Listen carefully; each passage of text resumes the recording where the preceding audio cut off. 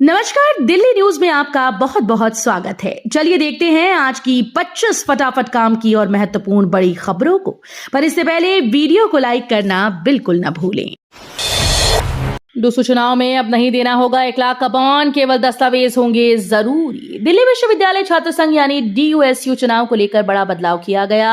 अब उम्मीदवारों को नामांकन के लिए 1 लाख रुपए का बॉन्ड जमा नहीं करना होगा। इसके बजाय केवल जरूरी दस्तावेज जमा कराने होंगे, जिनमें पहचान पत्र, नामांकन पत्र और शैक्षणिक प्रमाण पत्र शामिल हैं। विश्वविद्यालय प्रशासन का कहना है कि इस फैसले से चुनाव प्रक्रिया और पारदर्शी होगी और सभी छात्रों को समान अवसर मिलेगा। छात्रों ने भी इस निर्णय का स्वागत किया है। सीएम रेखा गुप्ता ने बाढ़ प्रभावित राज्यों को मदद का दिया भरोसा, मुख्यमंत्रियों से की बातचीत। दिल्ली के मुख्यमंत्री रेखा गुप्ता ने बाढ़ प्रभावित राज्यों के मुख्यमंत्रियों से फोन पर बातचीत कर हालात की जानकारी ली और हर संभव मदद का भरोसा दिलाया। सीएम ने कहा कि आपदा की इस घड़ी में दिल्ली सरकार पीड़ित राज्यों के साथ खड़ी है। उन्होंने राहत और बचाव कार्यों के लिए दिल्ली से विशेष टीम और आवश्यक सामग्री भेजने का आश्वासन भी दिया। मुख्यमंत्री ने अपील की है कि सभी राज्यों को मिलकर इस प्राकृतिक आपदा से निपटना होगा। दिल्ली में बढ़ती बिजली मांग पूरी करने का रास्ता साफ, सीएम रेखा गुप्ता का बड़ा ऐलान। दिल्ली में लगातार बढ़ती बिजली की मांग को देखते हुए सरकार ने बड़ा कदम उठाया। मुख्यमंत्री रेखा गुप्ता ने कहा कि राजधानी में अब बिजली संकट नहीं होगा, क्योंकि नई परियोजनाओं और नवीकरणीय ऊर्जा स्रोतों से पर्याप्त सप्लाई सुनिश्चित की जा रही है। सरकार ने निजी कंपनीज और राष्ट्रीय ग्रिड से समझौता कर लिया है। साथ ही सोलर और ग्रीन एनर्जी प्रोजेक्ट्स पर भी जोर दिया जाएगा। सीएम ने लोगों को यह भरोसा दिलाया कि गर्मी या सर्दी के मौसम में जब खपत सबसे ज्यादा बढ़ती है, तब दिल्ली को निर्बाध बिजली आपूर्ति मिलेगी। मौसम की बाढ़ से एनसीआर परेशान, गुरुग्राम कंपनीज में वर्क फ्रॉम होम का आदेश। दिल्ली एनसीआर में मौसम की बाढ़ लगातार बढ़ती जा रही है। फरीदाबाद में यमुना का जलस्तर बढ़ने से बाढ़ का खतरा मंडरा रहा है। निचले इलाकों में अलर्ट जारी कर दिया गया और प्रशासन ने लोगों से सतर्क रहने की अपील की। दूसरी ओर गुरुग्राम में जल भराव और ट्रैफिक जाम की स्थिति को देखते हुए कई कंपनीज ने कर्मचारियों को वर्क फ्रॉम होम का विकल्प दिया। अचानक बदलते मौसम और लगातार हो रही बारिश से आम लोगों की परेशानियां दुगनी हो गई हैं। प्रशासन हालात पर कड़ी नजर रखे हुए है। भारी बारिश के चलते ग्रेटर नोएडा में आज कक्षा 1 से 12 तक के स्कूल बंद। गौतम बुद्ध नगर जिला बेसिक शिक्षा अधिकारी कार्यालय ने आदेश जारी करते हुए बताया कि नोएडा और ग्रेटर नोएडा के सभी बोर्ड के कक्षा 1 से 12वीं तक के स्कूल आज बंद रहेंगे। लगातार हो रही भारी बारिश और बाढ़ जैसे हालात को देखते हुए ये फैसला लिया गया है। अधिकारियों ने कहा कि बच्चों की सुरक्षा को ध्यान में रखते हुए स्कूल बंद किए जा रहे हैं। इस दौरान स्कूल में शैक्षणिक गतिविधियां स्थगित रहेंगी। अभिभावकों से अपील की गई है कि वे बच्चों को घर पर सुरक्षित रखें और मौसम विभाग की एडवाइजरी का पालन करें। सीएम रेखा गुप्ता ने बाढ़ प्रभावित इलाकों का दौरा कर राहत कैंपों की व्यवस्थाएं परखीं। दिल्ली के मुख्यमंत्री रेखा गुप्ता ने मंगलवार को बाढ़ प्रभावित इलाकों का दौरा किया और हालात का जायजा लिया। उन्होंने राहत कैंपों में पहुंचकर वहां की व्यवस्थाओं का निरीक्षण किया और प्रभावित लोगों से बातचीत कर उनकी जरूरतों की जानकारी ली। मुख्यमंत्री ने अधिकारियों को निर्देश दिए कि किसी भी हाल में राहत कार्यों में ढिलाई न बरती जाए और प्रभावित परिवारों को भोजन, दवाइयां और जरूरी सुविधाएं समय पर उपलब्ध कराई जाएं। सौरभ भारद्वाज के रिकॉर्ड सर्वर से गायब, आपने लगाया बीजेपी सरकार पर गंभीर आरोप। दिल्ली की सियासत में नया विवाद खड़ा हो गया है। आम आदमी पार्टी नेता सौरभ भारद्वाज ने आरोप लगाया कि दिल्ली की बीजेपी सरकार ने उनसे जुड़े कई अहम सरकारी रिकॉर्ड सर्वर से हटा दिए। प्रेस कॉन्फ्रेंस कर भारद्वाज ने कहा कि गायब हुए रिकॉर्ड्स में नालों की डिसिल्टिंग से जुड़े दस्तावेज, फाइल नोटिंग या यू नोट और अधिकारियों के आदेशों की कॉपियां शामिल हैं। उनका कहना है कि यह कार्रवाई जानबूझकर की गई। आम आदमी पार्टी ने बीजेपी पर लोकतांत्रिक प्रक्रिया को नुकसान पहुंचाने का आरोप लगाया। दिल्ली में यमुना का जलस्तर खतरे के निशान से ऊपर, ट्रैफिक पुलिस अलर्ट। दिल्ली में भारी बारिश ने हालात बिगाड़ दिए हैं। यमुना नदी का जलस्तर मंगलवार सुबह खतरे के निशान से ऊपर पहुंच गया। इसके चलते राजधानी के निचले इलाकों में बाढ़ का खतरा मंडराने लगा। मयूर विहार और यमुना पार क्षेत्रों में घरों और सड़कों पर पानी भर गया। रात भर हुई बारिश के बाद राजधानी की कई कॉलोनीज और मुख्य सड़कें जलभराव से प्रभावित दिखीं। स्थिति को देखते हुए दिल्ली ट्रैफिक पुलिस ने एडवाइजरी जारी की। लोगों से अपील की गई कि प्रभावित इलाकों से गुजरने से बचें और वैकल्पिक मार्गों का इस्तेमाल करें। दिल्ली में बाढ़ का कहर, यमुना का पानी खेतों में घुसने से हजारों एकड़ फसल डूबी। दिल्ली में यमुना का जलस्तर लगातार बढ़ रहा है और बाढ़ का खतरा गहराता जा रहा है। नदी का पानी अब ग्रामीण इलाकों के खेतों तक पहुंच गया। हजारों एकड़ जमीन पर खड़ी धान, सब्जियां और दूसरी फसलें पूरी तरह से जलमग्न हो गईं। किसान परेशान और हताश हैं क्योंकि उनकी मेहनत और निवेश दोनों डूब गए। प्रशासन ने राहत और बचाव कार्य शुरू कर दिए, लेकिन प्रभावित किसान सरकार से मुआवजे और मदद की मांग कर रहे हैं। एनडीए ने उपराष्ट्रपति चुनाव को लेकर बनाई रणनीति, सांसदों को बैलेट वोटिंग सिखाई जाएगी। उपराष्ट्रपति चुनाव को लेकर एनडीए ने अपनी रणनीति तेज कर दी। सभी सांसदों को 100% मतदान सुनिश्चित करने के लिए बाकायदा ट्रेनिंग दी जाएगी। उन्हें बैलेट पेपर पर सही निशान लगाना, उसे मोड़ना और बैलेट बॉक्स में डालने तक की प्रक्रिया सिखाई जाएगी। सूत्रों के मुताबिक मतदान से ठीक पहले प्रधानमंत्री नरेंद्र मोदी एनडीए सांसदों को डिनर पर बुलाएंगे। माना जा रहा है कि इस डिनर के जरिए पार्टी एकजुटता और मजबूत संदेश देना चाहती है। सरकारी स्कूल की प्लेसमेंट ड्राइव में 478 छात्र चुने गए, नई नौकरी से खिले चेहरे।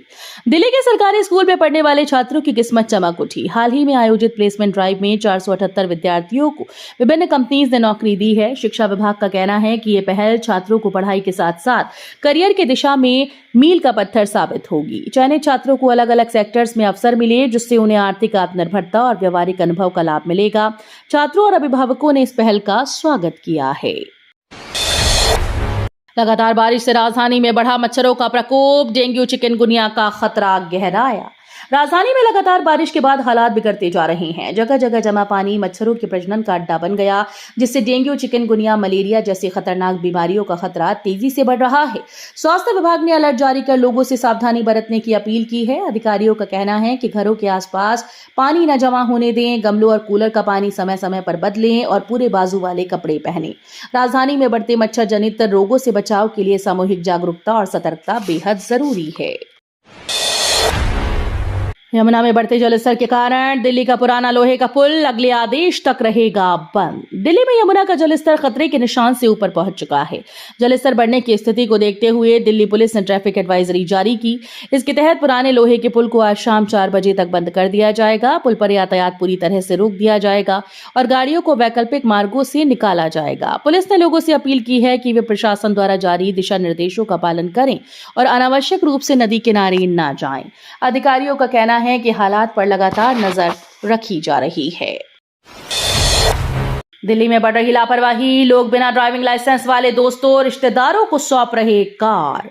दिल्ली में लोग लापरवाही का ऐसा खेल खेल रहे हैं जो सड़क सुरक्षा के लिए बड़ा खतरा बन चुका है। अक्सर देखा जा रहा है कि वाहन मालिक अपने दोस्तों और रिश्तेदारों को बिना ड्राइविंग लाइसेंस की ही कार या बाइक सौंप देते हैं। नतीजा न सिर्फ सड़क हादसों की आशंका बढ़ जाती है, बल्कि कानूनन गाड़ी मालिक भी उतना ही जिम्मेदार माना जाता है। ट्रैफिक पुलिस लगातार चेतावनी दे रही है कि ऐसा करना गंभीर अपराध है। विशेषज्ञों के मुताबिक ये आदत बदलना जरूरी है, वरना दुर्घटनाओं और कानूनी कार्रवाई का खतरा हमेशा सिर पर मंडराता रहेगा। फरीदाबाद एनआईटी एक कट पर जाम से मिलेगी राहत, नगर निगम बनाएगा 2 स्लिप रोड। फरीदाबाद के एनआईटी एक कट पर लंबे समय से जाम की समस्या झेल रहे लोगों के लिए राहत की खबर है। नगर निगम प्रशासन ने यहां 2 स्लिप रोड बनाने की मंजूरी दे दी है। अधिकारियों के अनुसार अगले माह से निर्माण का कार्य शुरू कर दिया जाएगा। नए स्लिप रोड तैयार होने से मुख्य कट पर दबाव कम होगा और वाहनों की आवाजाही तेज और सुगम। इससे स्थानीय लोगों को यहां रोजमर्रा की परेशानियों से छुटकारा मिलेगा, वहीं सफर का समय भी बचेगा। दिल्ली दंगों के 8 आरोपियों की जमानत याचिकाओं पर हाईकोर्ट ने सुनाया फैसला। दिल्ली हाईकोर्ट ने 2020 के उत्तर पूर्वी दिल्ली दंगे के मामले में 8 आरोपियों की जमानत याचिकाओं पर फैसला सुना दिया है। जिन आरोपियों की याचिकाओं पर सुनवाई हुई उसमें शर्जील इमाम, उमर खालिद, मोहम्मद सलीम खान, शिफाउर रहमान, अतर खान, मीरान हैदर, अब्दुल खालिद सैफी और गुलफिशा फातिमा शामिल हैं। ये सभी आरोपी दिल्ली दंगों की साजिश रचने के मामले में जेल में बंद हैं। मेरी मां को आरजेडी कांग्रेस के मन से गाली दी गई, कहते हुए भावुक हुए पीएम मोदी। प्रधानमंत्री नरेंद्र मोदी एक चुनावी सभा के दौरान भावुक हो गए। उन्होंने कहा कि आरजेडी और कांग्रेस के मंच से उनकी मां को गाली दी गई। पीएम मोदी ने भावुक स्वर में कहा कि उनकी मां ने हमेशा सादगी और ईमानदारी से जीवन जिया, लेकिन विपक्ष ने उनका अपमान किया। उन्होंने इसे केवल व्यक्तिगत नहीं बल्कि जनता के सम्मान का मुद्दा बताते हुए कहा कि ऐसे अपमान का जवाब जनता ही लोकतंत्र के हथियार यानी वोट से देगी। मोदी के इस बयान पर सभा में मौजूद लोग भावुक हो गए और मोदी मोदी के नारे गूंज उठे। ट्रंप ने भारत पर लगाया 50% टैरिफ, रूसी तेल खरीद पर भी लगाया जुर्माना।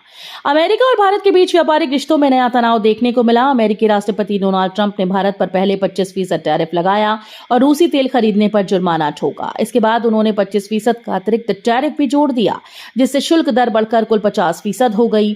इस कदम से भारत और अमेरिका के बीच व्यापार महंगा होने की आशंका है। जानकारों का मानना है कि ट्रंप का यह फैसला दोनों देशों के बीच कूटनीतिक रिश्तों पर भी असर डाल सकता है। दिल्ली यूपी में 73 आपराधिक मामलों में शामिल कुख्यात बदमाश, क्राइम ब्रांच के हत्थे चढ़ा। दिल्ली क्राइम ब्रांच ने एक बड़ी सफलता हासिल की। पुलिस ने ऐसे कुख्यात बदमाश को गिरफ्तार किया जो दिल्ली और उत्तर प्रदेश में 73 आपराधिक मामलों में शामिल रहा। आरोप है कि ये गैंगस्टर लूट, हत्या और कोशिश रंगदारी जैसे गंभीर मामलों में लंबे समय से फरार था। पुलिस की टीम ने खुफिया इनपुट के आधार पर उसे धर दबोचा। एनजीटी ने पीडब्ल्यूडी से मांगा जवाब। हरित पट्टी पर निर्माण सामग्री फेंकने का आरोप गंभीर। नेशनल ग्रीन ट्रिब्यूनल ने राजधानी में पर्यावरण संरक्षण को लेकर बड़ा कदम उठाया। एनजीटी ने लोक निर्माण विभाग से जवाब मांगा क्योंकि विभाग पर हरित पट्टियों पर निर्माण सामग्री डालने का आरोप लगा। शिकायतकर्ताओं का कहना है कि इससे न केवल हरियाली नष्ट हो रही है बल्कि प्रदूषण का स्तर भी और बढ़ सकता है। विधायकों का पुलिस कमिश्नर से मुलाकात, बढ़ते अपराध पर नियंत्रण की उठाई मांग। दिल्ली में बढ़ते अपराध को लेकर विधायकों का चिंता जताना जरूरी है। इस क्रम में कई विधायकों ने पुलिस कमिश्नर से मुलाकात की। मुलाकात के दौरान उन्होंने राजधानी में हो रही चोरी, लूटपाट, संगठित अपराध की घटनाओं पर गहरी नाराजगी जताई। विधायकों ने पुलिस कमिश्नर से अपराध पर नियंत्रण के लिए सख्त कार्रवाई और अतिरिक्त सुरक्षा व्यवस्था की मांग रखी। साथ ही उन्होंने संवेदनशील इलाकों में गश्त बढ़ाने और पुलिस बल की मौजूदगी सुनिश्चित करने पर जोर दिया। पुलिस कमिश्नर ने आश्वासन दिया कि अपराधियों पर कड़ी कार्रवाई की जाएगी। चुनाव आयोग ने कांग्रेस की आपत्तियां खारिज की। वोटर लिस्ट में 89 लाख आपत्तियां दर्ज। चुनाव आयोग ने कांग्रेस की उन आपत्तियों को खारिज कर दिया है जिसमें मतदाता सूची की पारदर्शिता और गड़बड़ियों का मुद्दा उठाया गया था। आयोग के अनुसार इस बार वोटर लिस्ट में कुल 89 लाख आपत्तियां दर्ज की गई। इनमें से बड़ी संख्या में आपत्तियों को निस्तारित कर दिया गया, जबकि कुछ पर प्रक्रिया जारी है। कांग्रेस ने आरोप लगाया था कि मतदाता सूची में दोहरे नाम और फर्जी प्रविष्टियां शामिल हैं, लेकिन आयोग ने साफ किया कि सूची का अपडेट तकनीकी प्रक्रिया और फील्ड वेरिफिकेशन के आधार पर किया जाता है। वोटर लिस्ट विवाद पर चुनाव आयोग के आरोपों पर पवन खेड़ा ने दी प्रतिक्रिया। कांग्रेस नेता पवन खेड़ा पर वोटर लिस्ट में नाम को लेकर सियासी बवाल खड़ा हो गया। दिल्ली चुनाव प्रशासन ने उन्हें नोटिस जारी कर 8 सितंबर तक जवाब मांगा। भाजपा ने आरोप लगाया था कि खेड़ा के पास 2 वोटर आईडी कार्ड हैं। इस पर खेड़ा ने प्रतिक्रिया दी। उनका कहना है कि यह महज तकनीकी त्रुटि है और भाजपा जानबूझकर इस मुद्दे को राजनीतिक रंग दे रही है। उन्होंने कहा कि भाजपा जनता से जुड़े असली मुद्दों पर बात करने की बजाय विपक्षी नेताओं को बदनाम करने की साजिश कर रही है। सोशल मीडिया पर रील्स बनाना पड़ा भारी। दिल्ली में नजफगढ़ के पति ने पत्नी की हत्या की। दिल्ली के नजफगढ़ इलाके से एक चौंकाने वाली वारदात सामने आई। यहां एक पति ने अपनी पत्नी की गला घोंटकर हत्या कर दी। पुलिस के मुताबिक हत्या की वजह पत्नी का लगातार सोशल मीडिया पर रील्स बनाना और ऑनलाइन एक्टिव रहना था। आरोपी पति अक्सर इस बात पर आपत्ति जताता था। जांच में पता चला कि सोशल मीडिया की सक्रियता को लेकर दोनों के बीच कई बार विवाद हुआ था। गौरतलब है कि हाल ही में ग्रेटर नोएडा के सिरसा गांव में भी निक्की नाम की महिला की संदिग्ध हालत में मौत हुई थी, जिसमें रील्स बनाने पर पति और ससुराल वालों की नाराजगी का जिक्र सामने आया था। लाजपत नगर मेट्रो स्टेशन पर महिला के गहने नकदी चोरी, 3 चोरनियां गिरफ्तार। दिल्ली के लाजपत नगर मेट्रो स्टेशन पर एक महिला से सोने के गहने और नकदी चोरी करने वाली गैंग का पर्दाफाश हुआ। पुलिस ने इस मामले में 3 महिलाओं को गिरफ्तार किया। शिकायतकर्ता राखी छाबड़ा ने 30 अगस्त को EFIR दर्ज कराई थी, जिसमें बताया कि 24 अगस्त को उसके गहने, नकदी और जरूरी कागजात चोरी हो गई थी। तो ये थी आज की बड़ी खबरें। रोजाना ऐसे ही सबसे पहले अपडेट पाने के लिए चैनल को सब्सक्राइब करना बिल्कुल न भूलें। धन्यवाद।